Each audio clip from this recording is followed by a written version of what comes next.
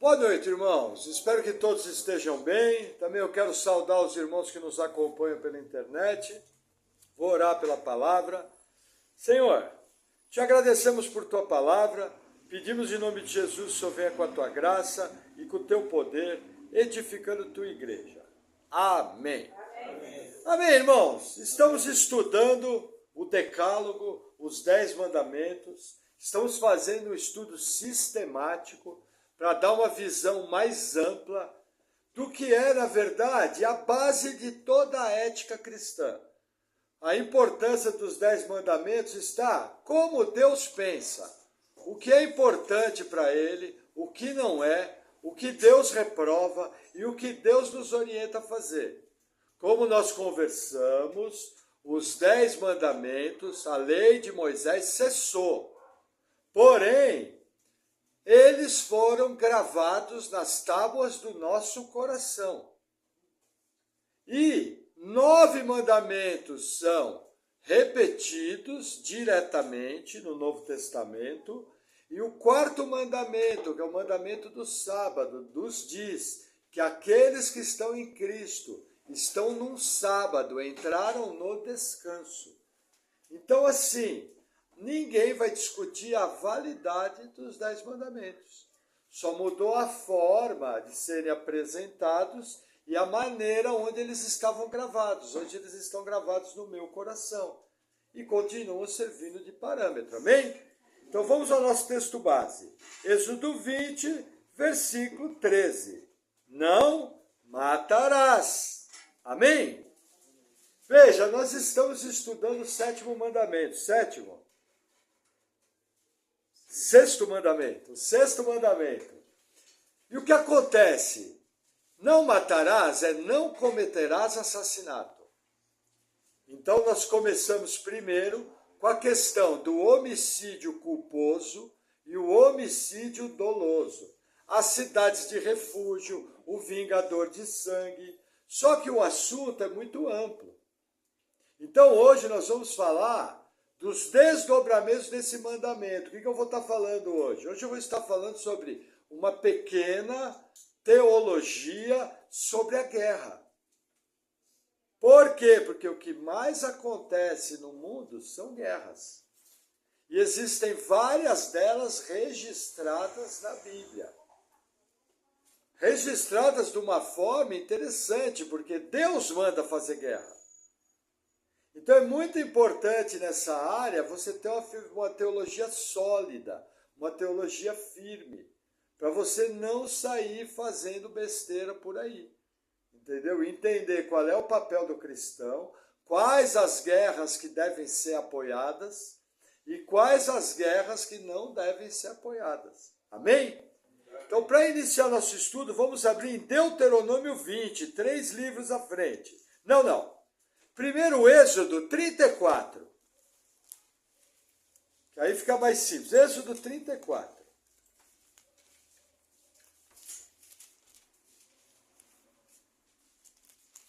Versículo 11.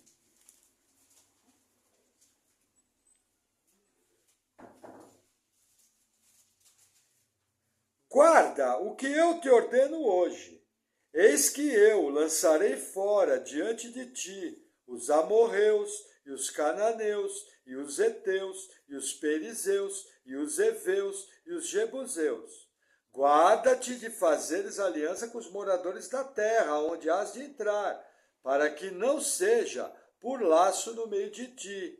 Mas os seus altares e as suas estátuas quebrareis, e os seus bosques cortareis, porque não te inclinarás diante de outro Deus, pois o nome do Senhor é zeloso, é um Deus zeloso, para que não faça aliança com os moradores da terra, e quando eles se prostituírem após os seus deuses, ou sacrificarem aos seus deuses, tu, como convidado deles, comas também dos seus sacrifícios. Até aqui. O que Deus está falando aqui? Que Deus vai expulsar essas 7 grandes nações de Canaã. Existe todo um motivo aqui. O que acontece? Gênesis, ali pelo capítulo 16, Deus fala a Abraão, olha, você vai ir à sepultura, mas a tua descendência será numerosa. E ela vai ser escrava por 4 gerações, 400 anos. Mas eu vou tirar a tua descendência com mão forte. E ai da nação em que ela foi escravizada. E aí o que acontece? José é mandado para o Egito, vendido pelos seus irmãos. Toda a história acontece, o povo vai para lá, aí eles viram escravos e vai desembocar no livro do Êxodo. O Êxodo aqui está retratando a saída da Terra Prometida. Aqui nós estamos após a batalha contra os amalequitas e Deus fez com que Moisés subisse no monte, isolou o monte e está dando os 10 mandamentos. Mais à frente ele vai falar, olha, eu vou expulsar as nações. Agora nós sabemos pela Bíblia que essas nações foram expulsas através da guerra. Então assim, primeira coisa sobre guerra. Nunca houve na história humana um povo que estava dominando e entregou o poder sem luta. Não existe registro. Muito importante você entender que quando alguém está no poder, ele não entrega sem luta. Ele só entrega se for obrigado. Por isso que acontecem tantas guerras. Aqui Deus teve que agir capacitando o seu povo para expulsar essas nações, que eram inclusive mais fortes que eles. Quer ver que interessante? Agora sim, Deuteronômio 20. Passa por Levítico, depois nós vamos ter que voltar em Levítico. Vamos em Deuteronômio 20. Deuteronômio, essa passagem está sendo escrita 40 anos depois da outra. Morreu toda uma geração no deserto, a geração que não quis entrar na terra. Dessa geração que morreu só estavam vivos Josué e Calebe. Entendeu? Deuteronômio é como se fosse a segunda lei, a repetição da lei. Entendeu? Então, Deuteronômio 20, versículo 10 diz assim: quando te achegares a alguma cidade para combatê-la, apregoar-lhes-á paz. E será que, se te responder em paz e te abrir as portas, todo o povo que se achar nela te será tributário e te servirá. Porém, se ela não fizer paz contigo, mas antes fizer guerra, então a sitiarás. E o Senhor teu Deus a dará na tua mão, e todo homem que houver nela passará fio de espada. Porém as mulheres e as crianças e os animais, e tudo que houver na cidade, todo o seu despojo, tomarás para ti, e comerás o despojo dos teus inimigos, que te deu o Senhor teu Deus. Assim farás a todas as cidades que estiverem muito longe de ti, que não forem das cidades destas nações. Olha que interessante. As cidades que não eram das 7 nações, dos cananeus, dos amorreus, sempre que Israel sitiava, ela mandava um acordo de paz. Vamos supor, Israel sitiou Damasco, capital da Síria. Quando chegasse na beira de Damasco, mandava uma proposta de paz. Se Damasco aceitasse, eles entravam na cidade livremente, poupavam a vida de todo mundo e Damasco passaria a ser tributário. Se não aceitasse, Deus fala, sitia, que eu vou entregar a cidade na mão de vocês. E ao entregar a cidade, todos os homens tinham que ser mortos. Isso aqui tem a ver com a participação do homem, a questão do sêmen, todas essas questões que estão explicadas em outras palavras. Porém, as mulheres e crianças eram poupadas. Agora, nas cidades das 7 nações, a lei era outra. Versículo 16, olha que interessante. Porém, das cidades destas nações, que o Senhor teu Deus te dá em herança, nenhuma coisa que tem fôlego deixarás com vida. Antes, destruí-las totalmente, aos heteus, aos amorreus, aos cananeus, aos perizeus, aos heveus e aos jebuseus, como te ordenou o Senhor teu Deus, para que não vos ensinem a fazer conforme a todas as suas abominações que fizeram a seus deuses, e pequeis contra o Senhor vosso Deus. Quando sitiares uma cidade por muitos dias, pelejando contra ela para a tomar, não destruirás o seu arvoredo, colocando nele machado, porque dele comerás, pois que não o cortarás, pois o arvoredo do campo é mantimento para o homem, para empregar no cerco. Mas as árvores que souberes que não são árvores de alimento, destruí-las-ás e cortá-las-ás. E contra a cidade que guerrear contra ti, edificarás baluartes, até que essa seja vencida. O que Deus está falando aqui? Ó, das 7 grandes nações. Não é para poupar ninguém. Nada que tem fôlego. Nós já vamos ver mais à frente por quê. Existe um motivo dessa dureza extrema. Veja, é o mesmo Deus falando do mesmo assunto na mesma passagem. Para um povo ele fala, propõe paz e se aceitarem poupa todo mundo. Se não aceitarem, você poupa a mulher e poupa a criança. Agora, das nações cananitas, havia motivos em que Deus tinha que destruir tudo. Por exemplo, quando foi falado para Abraão que o povo permaneceria escravo por 400 anos, por 4 gerações, o que Deus fala? Porque o cálice da ira dos amorreus ainda não se encheu. Na época de Abraão, aqueles povos ainda estavam realizando pecado em cima de pecado. Aí o texto nos mostra que existe um limite para com Deus. Eles ainda não tinham atingido esse limite. Por quê? Porque Deus é longânimo em irar-se. Deus é bondoso em sua essência, nos ensinando que se essas nações tivessem revertido a sua transgressão, o destino delas seria diferente. Só que aí chegou um momento, o cálice encheu, deu a medida. E aí Deus vai usar seu povo como juízo.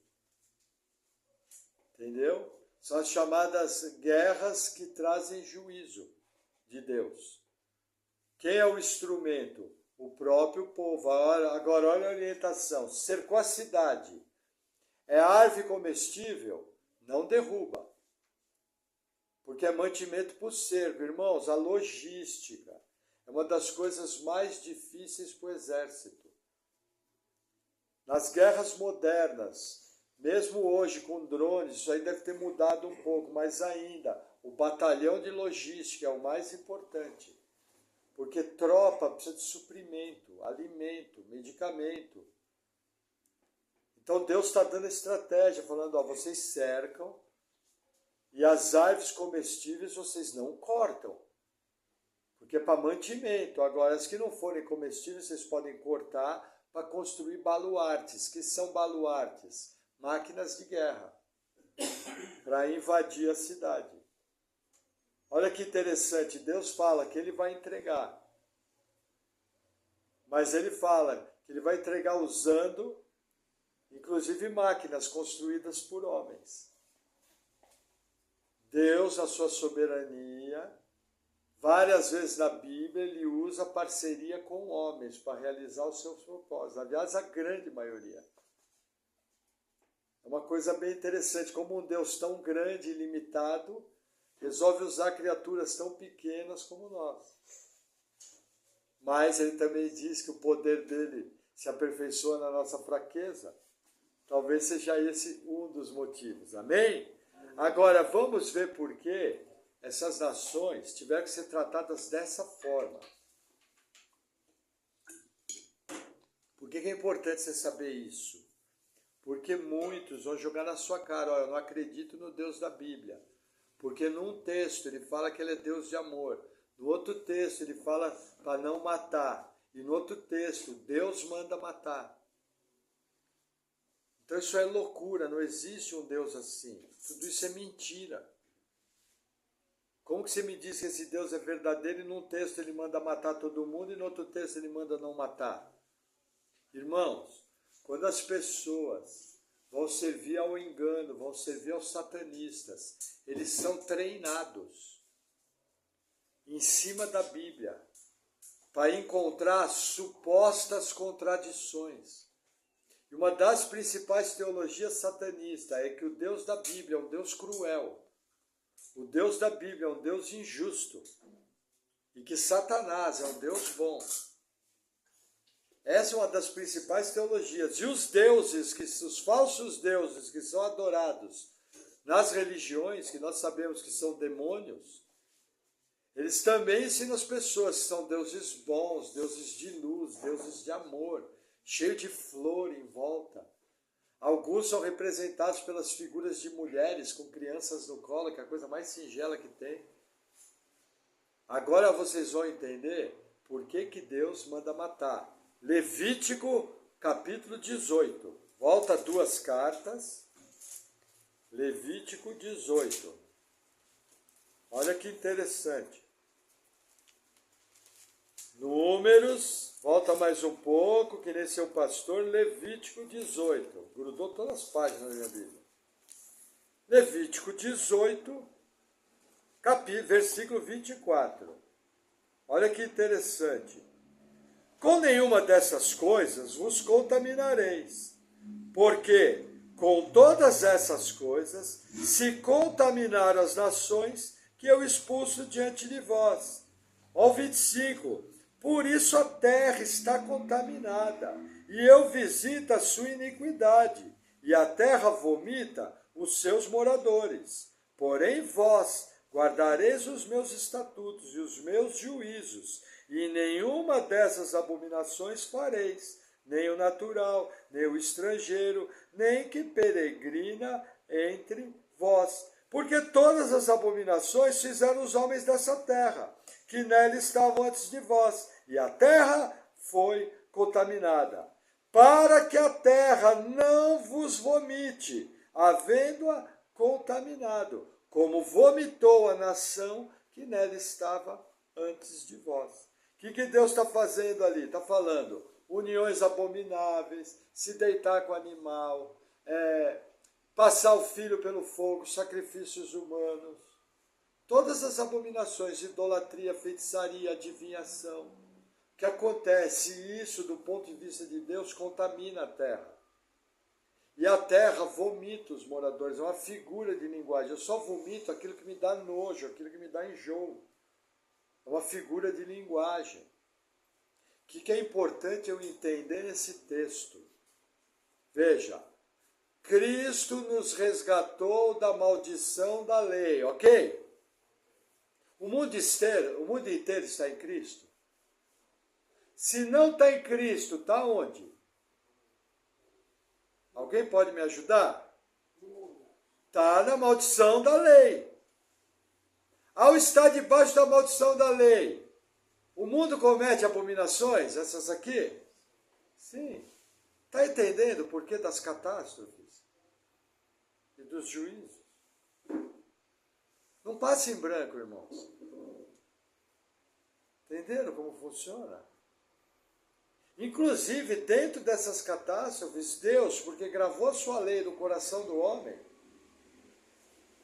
esse conhecimento da lei no coração do homem, inclusive, serve como juízo da consciência.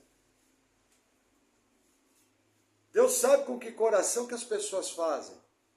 Por isso que no meio dos incrédulos, você encontra pessoas incrédulas capazes de fazer coisas boas. Porque elas não perderam, a lei de Deus está escrita no coração dela. Por isso você encontra no meio dos incrédulos muita gente fazendo coisa boa. Agora, você não pode negar que esses povos estão debaixo da maldição da lei, maldição que é a mesma que está aqui. A terra vomita. Lembra? Maldita seja a terra por causa da sua transgressão. A terra está debaixo da maldição. Irmãos, se você quer ver crueldade, veja um animal batendo o outro, come vivo. Sem a mínima dó. Por quê? Porque a criação geme e anseia pela manifestação dos filhos de Deus, que é o quê? Que é o retorno de Jesus para restaurar todas as coisas. O leão pastar com a ursa, a criança de colo colocar a mão na toca do basilisco. As árvores serem transformadas em enxadas e arados. É a chamada palingenesia. É como se fosse uma nova geração, tudo restaurado, que foi destruído pelo pecado. Por isso que nós vemos textos no Antigo Testamento que falam dessa harmonia futura, que falam das maravilhas do reino do Messias, que ainda não foram cumpridos. Por isso que nós entendemos que a eternidade ela vai abrir por um período chamado Reino de Cristo, onde Cristo vai sujeitar todas as coisas e tudo vai ser restaurado. E depois Cristo vai entregar o reino ao Pai. E virá um novo céu e nova terra. E o mar já não vai mais existir. A terra vai ter uma outra configuração. Percebe? Porque essa terra está debaixo de maldição. Por causa de quem? Por causa do cabeça da criação, Adão. Ah, pastor, me prova. Olha no seu espelho hoje à noite e olha amanhã e olha daqui a um ano. E vê como você vai estar mais velho, mais perto da morte. Porque essa maldição do pecado está agindo no seu corpo carnal, onde o pecado habita. É só você olhar a pintura da sua casa todo ano. É só olhar a poeira em cima do seu carro, a ferrugem que surge nele, é a degradação. Entendeu? Só aqueles que vivem a religião evolucionista, esse é o termo, a religião evolucionista, porque não tem prova, acreditam que da Terra espontaneamente pode se criar algo melhor, sendo que todos os sistemas que a gente vê no universo estão se deteriorando. A chamada lei física da entropia. Deixa um pãozinho no seu quintal para ver em 3 dias o que tem. Aí você vai conhecer a física na prática. Entenderam? Tudo isso aqui vale, está valendo, está debaixo de maldição. É importante você entender isso. Os povos estão debaixo de maldição. Por isso que nós temos que ir por todo mundo, pregar o evangelho a toda criatura. Quem crer será salvo, quem não crer já está condenado. Percebe a seriedade do evangelho? Por isso que ele é o bom perfume de Cristo para os que se salvam e cheiro de morte para os que se perdem. É morte. Não tem escapatória. Por causa dessa maldição aqui. Da lei. Lembra que sem lei não havia pecado. Do momento que apareceu a lei, todos ficaram debaixo de condenação. Por isso que é impossível ser salvo pela lei. Quando você começa a entender, se vocês perceberem, tem alguns conceitos que eu tenho repetido. Mas é para gravar bem essa teologia. Você tem que entender que você, antes de ser salvo, estava debaixo de maldição. Porém, Jesus se fez maldição do seu lugar. E agora você foi resgatado. E foi inserido em Cristo. E o Espírito do Senhor passou a ser um só com o seu Espírito, como selo da promessa. Isso é maravilhoso. Amém. Oh, glória a Deus. Pô, irmãos, tem que vibrar. Amém? Vamos seguir. Josué, capítulo 6. Mais uma etapa da teologia de guerra. Olha que interessante. Josué 6. Qual é o caso aqui? Josué tinham atravessado o Rio Jordão, tinham destruído Jericó, entendeu? Aliás, iam destruir Jericó, só que havia um acordo, foram mandados 2 espias. E a prostituta Raabe abrigou e protegeu os espias. E aí foi feito um acordo de guerra. Vamos ver se esse acordo valeu. Josué 6, versículo 22. Diz assim: Josué, porém, disse aos 2 homens que tinham espiado a terra: entrai na casa da mulher prostituta, e tirai de lá a mulher com tudo quanto tiver, como lhes tendes jurado. Então entraram os jovens espias, e tiraram a Raabe, a seu pai, e a sua mãe, aos seus irmãos, e a tudo quanto tinha. Tiraram também a toda a sua parentela, e os puseram fora do arraial de Israel. Porém a cidade e tudo quanto havia nela queimaram a fogo. Não somente a prata e o ouro e os vasos de metal e ferro deram para o tesouro da casa do Senhor. Raabe tinha feito um acordo. Ela cumpriu a palavra dela. Josué cumpriu a palavra dele. Só que o acordo era o seguinte: tinha que ter um pano vermelho na janela e só quem estava dentro da casa. Olha a força desse acordo. Todos os bens da cidade de Jericó eram malditos. E o ouro, a prata, poderia ser levado apenas para o templo, para o tabernáculo. Os bens que estavam dentro da casa de Raabe, por causa da aliança, não foram malditos, ela levou. Olha a força de uma aliança. Entenderam? Aí agora veja que interessante. Lembra que para ter uma teologia, eu preciso ter mais de uma referência? Vamos ver se essas alianças são bíblicas. Mesmo o livro de Josué, capítulo 9. Tomar um gole de água.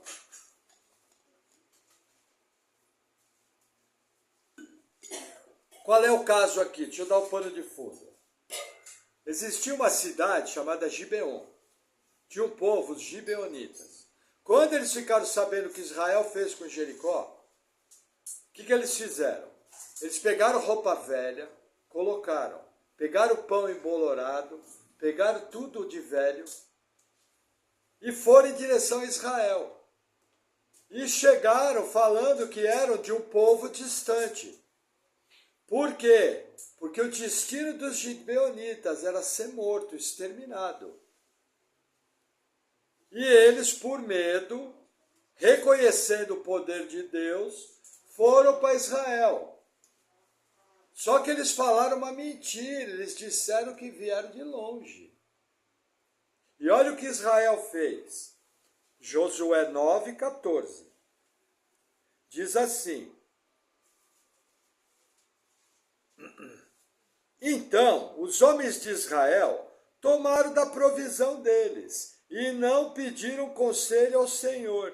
E Josué fez paz com eles e fez um acordo com eles, que lhes daria vida. E os príncipes da congregação lhes prestaram juramento. Assim que eles chegaram, Josué e os príncipes prestaram juramento. Não, nós não vamos matar vocês. Tipo assim, nossa briga é com essa turma aqui. Provavelmente Josué até lembrou, quando houver paz e se render, poupa todo mundo. Provavelmente, não está na Bíblia, é opinião minha. Não vai dizer que o pastor Maurício ensinou isso, estou dando uma opinião pessoal. Entendeu? Aí olha que interessante, eles vieram com mentira. Josué fez um juramento. Olha que interessante. Versículo 18. E os filhos de Israel não os feriram, porquanto os príncipes da congregação lhes juraram pelo Senhor Deus de Israel. Por isso toda a congregação murmurava contra os príncipes. Então, todos os príncipes disseram a toda a congregação: nós juramos-lhes pelo Senhor Deus de Israel, pelo que não podemos tocar. Quando o povo descobriu que eles eram da cidade logo ao lado, o povo começou a murmurar contra os príncipes. Aí os príncipes chegaram ao povo e falaram: olha, nós juramos, nós não temos como voltar atrás. E aí tinha que dar uma solução, porque de um lado tinha uma multidão murmurante, e do outro tinha a palavra deles. que eles fizeram? Versículo 26. Assim, pois, aqui é Josué, tá? Assim, pois, lhes fez, e livrou-os das mãos dos filhos de Israel, e não os mataram. E naquele dia, Josué os fez rachadores de lenha e tiradores de água para a congregação e para o altar do Senhor, até o dia de hoje, no lugar que ele escolhesse. Até aqui. Ó, então vocês vão trabalhar para a gente nessas tarefas, não vão fazer mais nada. E vão ser nossos servos. E eles ficaram felizes da vida. Ficaram vivos. Aí eu pergunto, Deus honra uma aliança baseada em cima de uma mentira de uma das partes? Deus não é o Deus da verdade? Não é uma boa pergunta? Vamos ver. Livro 2 Samuel, capítulo 21. Passa por Juízes, passa por 1 Samuel e vem 2 Samuel 21. Vamos ver o que Deus achou dessa aliança baseada na mentira. Lembrando que nós estamos falando de uma teologia de guerra, e aqui foi feito um acordo de guerra. 2 Samuel 21, versículo 1. E houve nos dias de Davi uma fome de 3 anos consecutivos. E Davi consultou ao Senhor. Veja que interessante. 3 anos de fome não é normal. Porque Deus prometia em Deuteronômio mandar a colheita. Deuteronômio 28. Opa, 3 anos de fome? Tem coisa errada. O que Davi fez o que todo mundo tinha que fazer quando está na crise. Consultar o Senhor. Senhor, transgredi? Senhor, estou com algum erro? E olha que interessante, é o que Deus responde. E o Senhor lhe disse, é por causa de Saul e da sua casa sanguinária, porque matou os gibeonitas. Então chamou o rei aos gibeonitas e lhes falou. Ora, os gibeonitas não eram dos filhos de Israel, mas do restante dos amorreus, e os filhos de Israel lhe tinham jurado. Porém Saul, no seu zelo, a causa dos filhos de Israel e de Judá, procurou feri-los. Olha que interessante. Saul, querendo praticar a boa religião israelita, feriu os gibeonitas. Só que eles tinham jurado. Só que esse juramento aqui, 400 anos antes. Saul reinava entre 1040 ali e 1010, mais ou menos por ali, 1050, 1010. Entendeu? O juramento dos gibeonitas foi em 1450. Tinham passado aqui aproximadamente 4 séculos. Só que Saul, no seu zelo religioso, matou. O que Saul quis fazer? Limpa a terra de nação estrangeira. E matou. O que Deus fez? Mandou fome. Aí Davi foi consultar o Senhor. E aí o texto explica porque veio a fome. Eles quebraram a aliança de guerra. E olha o que aconteceu. Olha uma coisa séria, irmãos. Versículo 3. Disse, pois, Davi aos gibeonitas, que queres que eu vos faça? E que satisfação vos darei? Para que abençoeis a herança do Senhor? Então os gibeonitas lhes disseram, não é por prata nem por ouro, que temos questão com Saul e com sua casa, nem tampouco pretendemos matar pessoa alguma em Israel. E disse ele, que é, pois, que quereis que vos faça? E disseram ao rei, o homem que nos destruiu e intentou contra nós de modo que fôssemos assolados, sem que pudéssemos subsistir em termo algum de Israel, de seus filhos, se nos deem 7 homens, para que os enforquemos ao Senhor em Gibeá de Saul, o eleito do Senhor, E disse o rei, eu os darei. Porém o rei poupou a Mefibosete, filho de Jonatas, filho de Saul, por causa do juramento do Senhor, que entre eles houvera, entre Davi e Jonatas, filho de Saul. Mas tomou o rei os 2 filhos de Rispa, filha de Aiá, que tinha tido de Saul, e Armone, e a Mefibosete, que é um outro Mefibosete, tá? Como também os 5 filhos da irmã de Mical, filha de Saul, que tivera de Adriel, filho de Barzilai, o Meolatita, e os entregou nas mãos dos gibeonitas, os quais os enforcaram no monte, perante o Senhor, e caíam estes 7 juntamente, e foram mortos nos dias da cega, nos dias primeiros, no princípio da cega de cevadas. O que Davi fez? Entregou 7. O que tem a ver o número 7 aqui? 7 sugere uma obra completa do Senhor. Os bionitas foram lá na Gibeá de Saul, na terra dele, e enforcaram. Por que enforcaram? Maldito aquele que foi pendurado no madeiro. A morte por asfixia era uma morte maldita, é o mesmo tipo de morte que Jesus teve na cruz, por asfixia. Lógico que a cruz é muito mais cruel que a forca, apesar que eu não tenho o mínimo interesse nem em ser enforcado e nem em ser crucificado. Quero nem saber como é que é. Lembra que eu morro de medo de morrer? Morte ideal, um tiro na unha do pé, deixar morrer sangrando, dormindo de preferência. Estou brincando, irmão, só querendo dizer que nós não gostamos da morte, nós não fomos criados por Deus para morrer. A morte é um acidente de percurso. Mas glória a Deus por Jesus, que nos resgatou de maldições como essa. A terra silenciou. Acabou o problema. 4 séculos.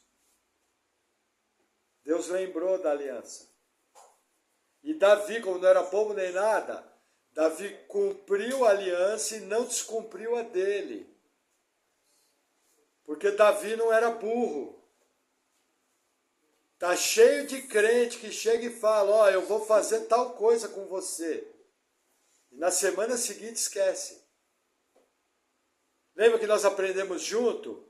Ao homem do Senhor, sim, sim, não, não. Por causa de textos como esse aqui.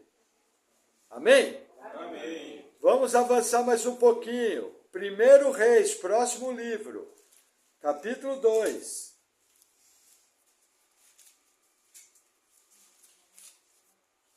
Olha que interessante. Davi estava no leito de morte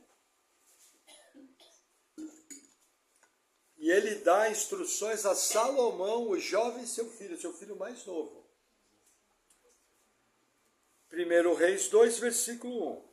E aproximaram-se os dias da morte de Davi, e deu ele ordem a Salomão seu filho, dizendo, eu vou pelo caminho de toda a terra, esforça-te, pois, e sê homem, e guarda a ordenança do Senhor teu Deus, para andares nos seus caminhos, e para guardares os estatutos, os seus mandamentos, os seus juízos, os seus testemunhos, como está escrito na lei de Moisés, para que prosperes em tudo quanto fizeres, e para onde quer que fores, para que o Senhor confirme a palavra que falou de mim, dizendo, se os teus filhos guardarem o seu caminho, para andarem perante a minha face fielmente, com todo o seu coração, com toda a sua alma, nunca, disse, te faltará sucessor ao trono de Israel.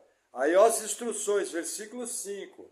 E também tu sabes o que me fez Joabe, filho de Zeruia, e o que fez aos 2 capitães do exército de Israel, a Abner, filho de Ner, e a Amasa, filho de Jeter, os quais matou, e em paz derramou o sangue de guerra, e pôs o sangue de guerra no cinto que tinha nos lombos, e nos sapatos que trazia nos pés.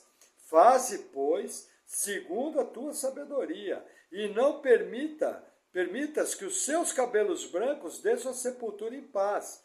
Porém, com os filhos de Barzilai, os gileaditos, harás de benevolência, e estarão entre os que comem a tua mesa, porque assim se achegaram eles a mim, quando eu fugia por causa do teu irmão Absalão.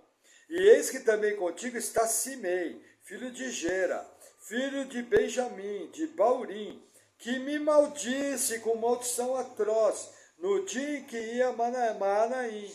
Porém, ele saiu a encontrar-se comigo junto ao Jordão, e eu pelo Senhor lhe jurei, dizendo que não mataria a espada. Mas agora, não o tenha por inculpável, se pois homem sábio, e bem saberás o que has de fazer, para que faças com que os seus cabelos brancos desçam à sepultura com sangue.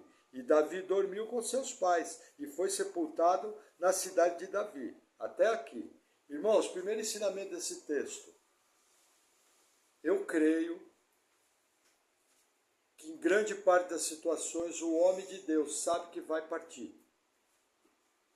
E Davi sabia disso. Esses textos dão indício. Irmão, foque na posteridade, ensine sua descendência, chame seus filhos, dê instruções. Eu lembro de um caso que aconteceu com o pastor Marcos Ranconato. Ele teve que entrar numa cirurgia de intestino de urgência. E o médico falou, tem que operar hoje. Ele não estava preparado. Ele falou, doutor, eu preciso de meia hora com a minha esposa. E aí a esposa entrou, ele orientou a esposa, despediu das filhas, orientou sobre a igreja, porque ele não sabia se ia voltar da mesa de cirurgia. Entendeu? Eu tenho o hábito, quando eu vou para qualquer cirurgia que tem que tomar anestesia, eu oriento a Paulo, ó, se eu não voltar, você faz assim, assim, assim, sabe? Entendeu? Por que eu faço isso? Porque eu sou bonzinho? Não. Porque eu copio bem. Mas, irmãos, isso é posição de homem de Deus. Converse com a sua descendência. Você tem uma responsabilidade para com eles. Eles são mais novos, eles são inexperientes. Eles precisam da sua experiência em Cristo. Entendeu? Irmãos, isso que eu estou falando para vocês, vocês nunca ouviram isso. Porque não é ensinado. Mas vocês concordam que emana da Escritura? Agora, vamos ver quais foram esses crimes. Segundo Samuel, volta a um livro, capítulo 3. Olha o que aconteceu. Segundo Samuel 3. Eu vou precisar acelerar um pouco aqui. 2 Samuel 3, versículo 20. Diz assim: E foi Abner a Davi em Hebrom, e 20 homens com ele. E Davi fez um banquete a Abner, e os homens que estavam com ele estavam. Então disse Abner a Davi: Eu me levantarei e irei, e ajuntarei o meu rei ao rei, meu senhor, todo Israel, para fazer acordo contigo, e tu reinarás sobre tudo que desejar a tua alma. Assim despediu Davi a Abner, e foi ele em paz. E eis que os servos de Davi e Joabe vieram de uma batalha, e traziam consigo grande despojo. E já Abner não estava com Davi em Hebrom, porque o tinha despedido e se tinha ido em paz. Chegando, pois, Joabe e todo o exército que vinha com ele, deram aviso a Joabe, dizendo: Abner, filho de Ner, veio ao rei, e despediu, e foi em paz. Então Joabe foi ao rei e disse: Que fizeste? Eis que Abner veio ter contigo. Por que, pois, o despediste? De maneira que se fosse assim livremente? Bem conheces a Abner, filho de Ner, que veio te enganar, e saber a tua saída, a tua entrada, e entender tudo quanto fazes. E Joabe, retirando-se de Davi, enviou mensageiros atrás de Abner, e o fizeram voltar desde o poço de Sirá, sem que Davi o soubesse. Voltando, pois, Abner a Hebrom, Joabe o levou à parte, e à entrada da porta, para lhe falar em segredo, e feriu-o ali pela quinta costela, e morreu, por causa do sangue de Azael, seu irmão. E Davi, pois, ouvindo, disse: Inocente sou eu, e o meu reino para com o Senhor, para sempre, do sangue de Abner, filho de Ner. Caia sobre a cabeça de Joabe, sobre toda a casa de seu pai, e nunca na casa de Joabe falte quem tenha fluxo, e chega leproso, e aí vai. O que o Joabe fez? Abner tinha feito um acordo de paz. Ele chamou Abner, ele matou Abner à traição, em tempo de paz. Joabe vai pagar com a vida por esse crime. Salomão vai mandar Benaia, um jovem capitão, matar Joabe. Joabe está dentro do tabernáculo, segurando nos chifres da arca, do altar, aliás. E Benaia fala para ele, sai, senão eu vou entrar aí e vou matar você aí dentro mesmo. E passou a régua, matou a Joabe. Por quê? Por causa desse crime e de um outro crime, que para adiantar um pouquinho a palavra, que foi a morte do general Amasa. Quem foi Amasa? Amasa foi nomeado general na revolta de Absalão. Só que Amasa se rendeu. E Davi, querendo unir Judá e Israel, colocou Amasa como capitão do exército no lugar de Joabe. Provavelmente até como consequência do crime de Joabe. O que Joabe fez? Foi lá, encontrou Amasa, deixou cair a espada no chão de propósito, abaixou para pegar a espada e ficou com ela na mão. Quando ele ficou com ela na mão, chamou Amasa para disfarçar. Assim que Amasa chegou do lado dele, guindou na barba e abriu o ventre de Amasa. E as entranhas se derramaram. Entendeu? Esse crime foi pago com a vida. O que Simei fez? Da mesma forma, quando Davi estava indo para Manaim, fugindo de Absalão, porque sabia que se ficasse em Jerusalém ia ser morto, Simei começou a jogar pedra e a xingar Davi, chamar Davi de homem de sangue. E aí, um dos irmãos de Joabe fala, deixa que eu vou lá e mato esse cara agora. Aí Davi responde para ele, deixa quieto, provavelmente eu mereço ouvir tudo isso. Isso aí vem da parte do Senhor. Aí Davi foge. O Barzilai, que é esse homem citado no leito de morte de Davi, ajuda Davi. Davi promete que todos os descendentes de Barzilai iam comer na mesa. Ó a promessa mantida a Salomão.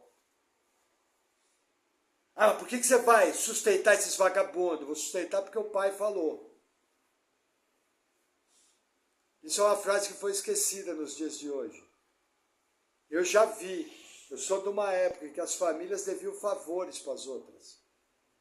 E sempre lembravam disso. Ó, aquela pessoa, nossa família deve favor. Porque a nossa família precisou. Eles ajudaram. Então vamos ajudar eles. Esse é um princípio que emana da Bíblia. E está sendo esquecido. Aí o que acontece? Davi volta. O que o Simei faz? Vem correndo, ajoelhando na frente de todo mundo, pede perdão. O que Davi faz? Fica tranquilo que você não vai morrer. Fez acordo com ele, porque ele queria unir Israel. Davi não queria morte, mais morte.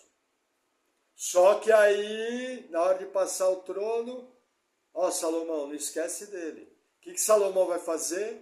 Vai colocar Simei em prisão domiciliar. E assim que Simei sai da prisão domiciliar, Salomão passa a faca. Ele é morto sumariamente porque era o acordo. Ó, se você sair, morre. Entendeu? Mostrando que nossos juramentos, tudo isso vale, gente. Cuidado com aquilo que você se compromete.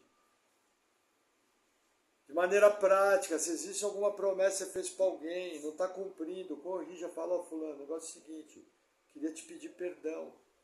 Eu prometi fazer tal coisa, não consegui. Mas, ó, estou aqui te dando uma satisfação. Assim que der, eu vou fazer. Ore para fazer isso, é lógico. Peça a Deus para preparar uma oportunidade adequada. Entendeu? Mas é importante você ser um cristão. Sim, sim. Não, não. Para Deus vale. Amém? Amém. Mas olha que interessante, né? Aí as pessoas falam, pastor, mas você só leu texto do Antigo Testamento. Deus não vinga mais assim no Novo Testamento. Afinal, Deus é amor. Jesus é luz. Jesus é bonzinho, né, pastor? Já viu essa teologia errada que corre nas igrejas? Não, eu sou de Jesus. O barbudão ruim lá do Antigo Testamento, que mandava matar a cidade, não, esse aí não. Será que essa é a verdade bíblica? Será que Deus não continua vingando o que as nações e os povos fazem em guerras, essas coisas? Olha que interessante, vou ler 2 textos. Apocalipse 16. Vai lá no último livro da Bíblia. Apocalipse 16. Versículo 12.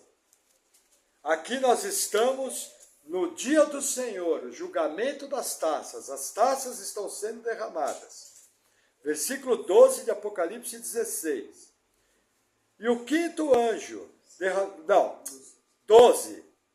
Apocalipse 16, versículo 12. E o sexto anjo derramou a sua taça sobre o grande rio Eufrates, e a sua água secou-se, para que se preparasse o caminho dos reis do Oriente. E da boca do dragão, e da boca da besta, e da boca do falso profeta, vi sair 3 espíritos imundos, semelhantes a rãs, porque são espíritos de demônios, que fazendo milagres vão ao encontro dos reis da terra e de todo o mundo, para os congregar para a batalha, daquele grande dia do Deus Todo-Poderoso. Ao 15, eis que venho como ladrão, bem-aventurado aquele que vigia e guarda suas roupas, para que não ande nu e não se vejam as suas vergonhas. Olha que interessante. Quem derrama o julgamento das taças? A Bíblia ensina, Jesus. Pastor, como é que você sabe? Porque Jesus quebra o 7º selo. O conteúdo do 7º selo são as 7ª trombeta, e o conteúdo da 7ª trombeta são as 7 taças. Ao quebrar o 7º selo, está tudo liberado. Só nos selos que Jesus abriu, vai morrer 1/4 da população da Terra. Só nas primeiras 4 trombetas vai morrer outro terço da população da Terra. Se fossem hoje, só desses dois selos e trombetas, ordenados por Jesus, morreriam 6 bilhões de pessoas. Será que é mais que a cidade de Jericó? Será que vai morrer mulher grávida no meio desses 6 bilhões? Será que vai morrer criança de colo? Você tem certeza que você crê no Deus bonzinho do Novo Testamento? Eu creio. Mas ele é Rei dos Reis, Senhor dos Senhores, o Todo-Poderoso, o leão da tribo de Judá. Ele veio como cordeiro, mas hoje ele é um leão. E olha que interessante o resultado disso. Apocalipse 19, nosso último texto. Versículo 17. Diz assim: E vi um anjo que estava no sol, e clamou com grande voz, dizendo a todas as aves que voavam pelo meio do céu: Vinde e ajuntai-vos à ceia do grande Deus, para que comais a carne dos reis, e a carne dos tribunos, e a carne dos fortes, e a carne dos cavalos, e dos que sobre eles se assentam, e a carne de todos os homens, livres e servos, pequenos e grandes. E vi a besta e os reis da terra e os seus exércitos reunidos, para fazerem guerra àquele que estava sentado sobre o cavalo, e ao seu exército. E a besta foi presa, e com ela o falso profeta, que diante dela fizeram os sinais, com quem enganou os que receberam o sinal da besta, e adoraram a sua imagem. Esses 2 foram lançados vivos no lago de fogo que arde com enxofre, e os demais foram mortos com a espada que saía da boca do que estava sentado sobre o cavalo, e todas as aves se fartaram das suas carnes. Morreu tudo. Essa batalha é com Jesus e os santos, nós vamos estar lá. Nós vamos estar lá, irmãos, vamos numa boa, não me entenda mal, eu quero estar lá. Porque tem muita gente que eu quero ver o acerto de conta. Filhos de Belial. Entendeu? Gente que nega Deus o tempo todo. Que faz o mal para o povo de Deus. Gente cruel. Eu quero ver esse acerto de contas. Entendeu? Porque mataram gente que o mundo não merecia.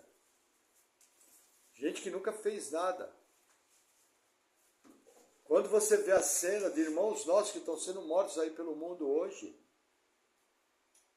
você não sabe o que fazer. Não dá para descrever nem a sua cara. Tamanha covardia. Entendeu? E aí vem aquela pergunta que não quer calar. Não falaram para você um dia que Deus quer salvar todo mundo? Já ouviu isso? Por que não parou antes da batalha? O apóstolo Pedro apareceu como no Monte da Transfiguração junto com Moisés e Elias e não foi pregado o evangelho para que eles cresçam. Se Deus quer salvar todo mundo. Parece aqui no texto algum indício de que Deus quer salvar? Não! Deus quer julgar. Por quê? Porque teve tudo aquilo. Irmãos, toda vez que o evangelho é pregado, existe um apelo sincero para que a pessoa se arrependa e creia. Você não pode mudar a Bíblia. Só que a mesma Bíblia ensina, a fé não é de todos. Entendeu? O povo não quer num nível que Deus tem que fazer um milagre para salvar a sua igreja. Milagre similar à criação do universo. Como funciona isso, nós não sabemos. Deus não revelou. Mas a Bíblia é clara. Deus tem seu povo eleito. Esses que ele elegeu antes da fundação do mundo, efetivamente ele salva. Como? Através da sua graça. Até a fé para você crer foi Deus que deu. E os outros, por que foram condenados? A Bíblia explica, porque não creram. E são pecadores, são debaixo da lei. O resto, a Bíblia não fala mais nada. Se a Bíblia não fala, eu me calo. Percebe? Mas eu tenho que entender. O mesmo Deus que salva, Deus de amor, rico em misericórdias, é o mesmo Deus que executa juízo. E usa inclusive as guerras, é a mesma coisa. Jesus Cristo é o mesmo ontem, hoje e será eternamente. A minha oração é que o Senhor venha nos guardando de juramentos errados como esse. Que o Senhor nos transforme em filhos de Deus, onde o sim, sim e o não, não sempre vale. Que a nossa palavra sempre prevaleça. Que nós sejamos homens equilibrados, fiéis, que zelam por aquilo que é bom. Num mundo perdido, onde você cumprir a sua palavra é loucura, é coisa de otário. Entendeu?